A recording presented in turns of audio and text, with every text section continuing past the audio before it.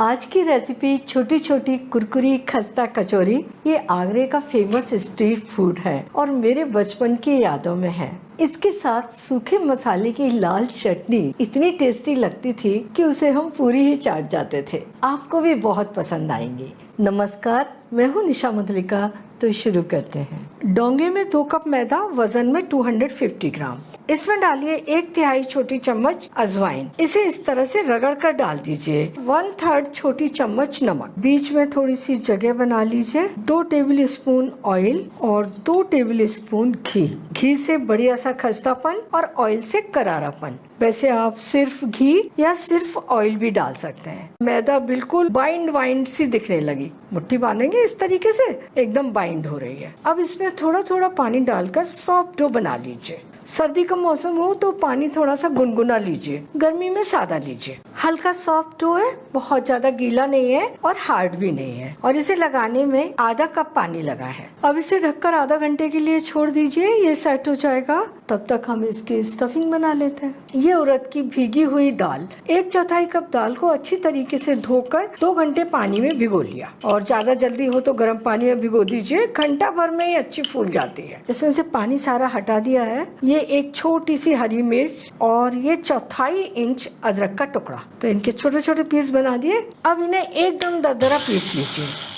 इसे मैंने pulse mode पर 3 बार चलाया और ये अच्छी एकदम दरदरी बढ़िया सी दाल पिस गई। अब आइए गैस के पास। पैन में डाल दीजिए 2 टेबल स्पून ऑयल। ऑयल थोड़ा सा गर्म हो गया, इसमें 2 टेबल स्पून भर के बेसन डाल दीजिए। धीमी आंच पर बेसन को थोड़ा सा भूनिए। उड़द की दाल में बेसन भी मिलाया जाता है, इससे स्टफिंग का टेस्ट अच्छा हो जाता है, बाइंडिंग आ जाती है। बिल्कुल हल्का सा भून लिया, इससे अच्छी सी खुशबू उठने लगी है। अब जो दाल पीसी है वो बेसन में ही मिला दीजिए और इसे भी साथ में भून लीजिए। फ्लेम धीमी ही रखिए ताकि ये अंदर तक अच्छे से सिक जाए। देखिए ड्राई सी हो गई। अब डालिए मसाले। 1/4 छोटी चम्मच हल्दी पाउडर, 1 छोटी चम्मच धनिया पाउडर, 1 छोटी चम्मच सौंफ पाउडर, आधा छोटी चम्मच कश्मीरी लाल मिर्च, 1/4 छोटी चम्मच गरम मसाला, आधा छोटी चम्मच जीरा पाउडर, आधा छोटी चम्मच अमचूर पाउडर। अब इन्हें मिलाते हुए दाल को अच्छी तरह से ड्राई होने तक भून लीजिए। और सबसे इम्पोर्टेंट मसाला 1/3 छोटी चम्मच नमक या स्वाद अनुसार। दाल की जो गांठें हों उन्हें तोड़ते जाइए। अच्छा सा ब्राउन कलर हो गया इसका। मुश्किल से 5 मिनट लगे हैं, स्टफिंग बन गई। फ्लेम बंद कर दीजिए और इसे अलग प्याले में निकाल लीजिए। अब इसे ठंडा होने दीजिए। ये स्पेशल चटनी जो इन कचौरियों के साथ बनती है। 4 टेबल स्पून साबुत धनिया, 2 लाल मिर्च और ये 2 कश्मीरी लाल मिर्च। आप 4 सादा लाल मिर्च भी डाल सकते हैं, लेकिन चटनी कम तीखी हो और कलर भी अच्छा आए इसलिए कश्मीरी लाल मिर्च डाल दिए। 1 छोटी चम्मच जीरा, 1 छोटी चम्मच अमचूर पाउडर, 2 पिंच हींग, नमक 3/4 छोटी चम्मच या स्वाद अनुसार। पहले इसे सूखा ही दरदरा सा पीस लेंगे। देखिए दरदरे हो गए ना। अब डाल दीजिए पानी और हल्की सी दरदरी सी पीस लीजिए।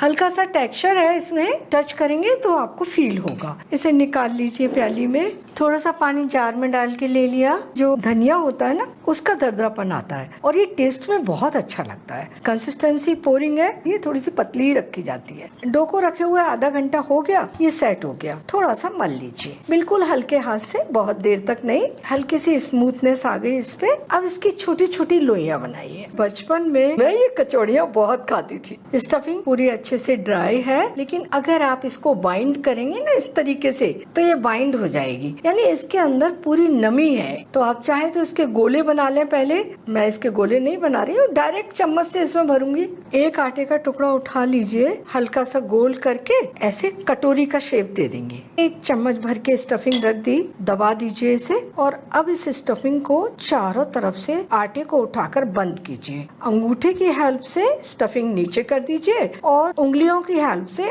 आटे को ऊपर ले आइए। अगर ये खुली रह जाएगी तो तलते समय इसमें से मसाला कढ़ाई में निकल जाएगा। इसी तरीके से दबा दीजिए। तोड़ने की भी जरूरत नहीं है, हाथ से बीच में से दबाएंगे, स्टफिंग चारों ओर चली जाती है। बिल्कुल छोटी कचौड़ी है ये, बहुत ही मजेदार। इसी तरीके से सारी कचौड़ियाँ भर लीजिए। आटा सॉफ्ट है, फटाफट इसकी कटोरी बन जाती है। अगर आटा हार्ड होगा तो स्टफिंग भरने के बाद जब आप उसे चारों ओर से चिपकाएंगे तो वो चिपकता नहीं है, कचौड़ी खुल जाती है। धीरे धीरे बढ़नी चाहिए, एकदम से ज्यादा प्रेशर मत लगाइए वरना फट जाएगी। डो हमेशा ढककर रखिए ताकि वो सूखे ना। ये कचौरियाँ हमने भर ली, अब इन्हें तलते हैं। तो आइए गैस के पास, ऑयल को चेक कर लेते हैं। थोड़ा सा आटा इसमें डाल के देखते हैं, हल्के हल्के बबल आ रहे हैं, सीख रहा है डो। कचौरियाँ तलने के लिए हमें कम गरम ऑयल चाहिए और फ्लेम भी धीमी होनी चाहिए। अब इन्हें तलने के लिए डालते हैं। जो जॉइंट वाली सरफेस है ना, उसको नीचे करके डालिए, आराम से छोड़ते जाइए और इस डो को हटा देते हैं। तो जितनी कढ़ाई में आ जाए भर के डाल दीजिए। ये छोटी छोटी है तो काफी सारी एक बार में तल जाती हैं। शुरू में फ्लेम बिल्कुल धीमी रखिए,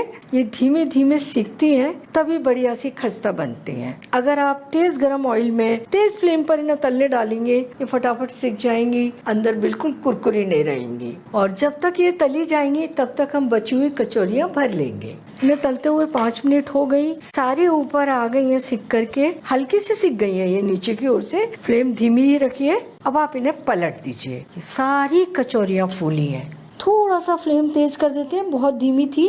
इन्हें सेकते हुए 12 मिनट हो गए, हल्का हल्का सा कलर आने लगा है इनके ऊपर। इन्हें धीमी फ्लेम पर ही तलिए। इन्हें तलते हुए 20 मिनट हो गए, फ्लेम धीमी रखी थी, इतना समय लग जाता है। इनका कलर अच्छा गोल्डन ब्राउन हो गया है, अब इन्हें निकाल लीजिए। तलते तलते ऑयल थोड़ा गर्म हो गया है, फ्लेम को मैंने बंद कर दिया। 2 मिनट के बाद ये कचौरियाँ इसमें डाल दीजिए, फ्लेम बंद ही है। ये 24 कचौरियाँ बनी है, 12 पहले बैच में सिक गए और 12 अब सिक जाएंगी। अब बबल काफी कम हो गए हैं और ये कचौरियाँ भी तैरने लगी। तो अब फ्लेम ऑन कर दीजिए, धीमी रखिए। ये भी अच्छी गोल्डन हो गई, कोई कचौरी फटी नहीं, सारी कचौरियाँ फूली हैं, बहुत ही टेस्टी बनी है। और ये चटपटी चटनी, एक बार आप इन्हें बना लेंगे तो इसका स्वाद भूल नहीं पाएंगे।